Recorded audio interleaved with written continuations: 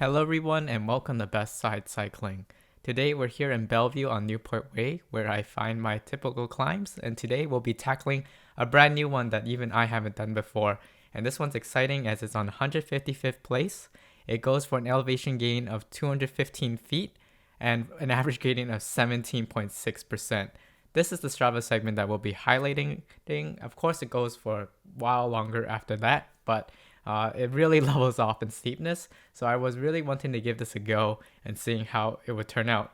So here it is on the right, and basically I get sort of caught off guard by how steep it sort of kicks off, and you can tell it in the video. And whenever you can see gradient in video, it means you're getting well into that super steep category. So we get off, the watts are going off, and I'm really already almost in my lowest gear, just spinning as much as I can.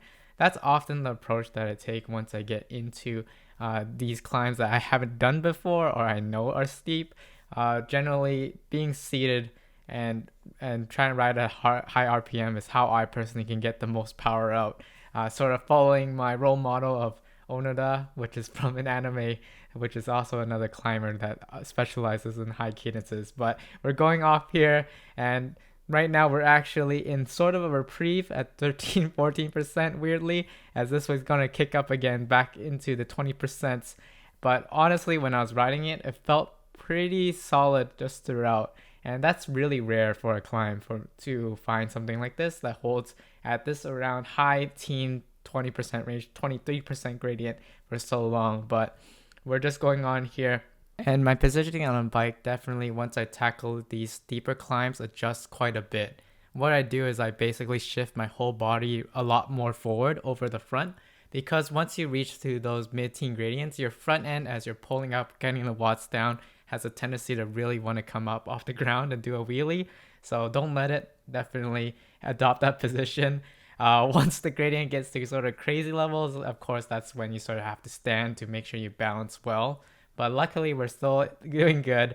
It's really chaotic now. My heart rate's probably just flying through the roof, as I don't have it wearing it right now. But as you can see, I sort of stumbling around. But the great thing with these climbs that are super steep is that oftentimes is that you can see the end. You can see where it like clearly levels off. So I know I wasn't far, and I was just hanging in there. And the awesome part about this effort was that I actually managed to get the second overall on Strava. And I think that's the closest thing until I got into what I feel like is like a legit KOM.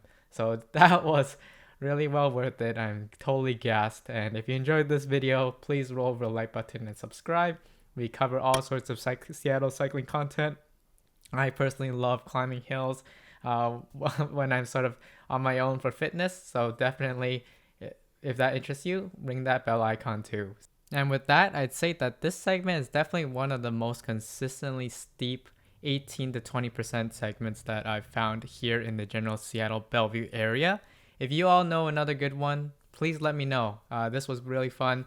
I really like that it sort of has like this wide, very calm road. The pavement all overall is really great, because usually they don't build these sort of high gradient roads just sort of in the middle of the city. It doesn't make a lot of sense. So yeah, and then with that, the only other thing I was really gonna say about tackling these steep climbs is definitely having the right gearing. So for all you watching, I see me try to spin up this hill. I run a compact setup, and that really works out really well for me.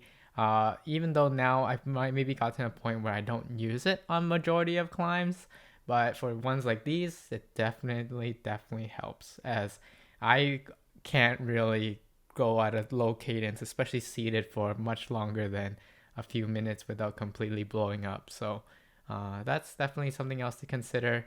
And yeah, let me know in the comments below what you think of this climb, and if you want to give it a shot as well.